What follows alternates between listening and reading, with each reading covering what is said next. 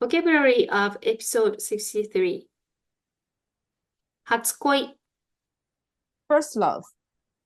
遅い、 slow, late, 大学院、 graduate school, 恋、 romantic love, 実る、 to bear fruit, to ripen, to produce good results, to show results, 片思い、 unrequited love, one-sided love, 彼氏、 boyfriend, 誘う、 to invite, to ask someone to do, to take someone along, 合コン、 mixer, デート、 date, 汚す、 to pollute, to contaminate, to make dirty, to stain, 信頼する、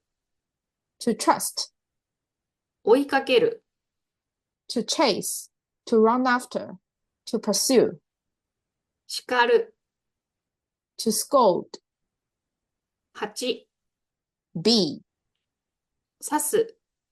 to sting, to bite, 木、 tree,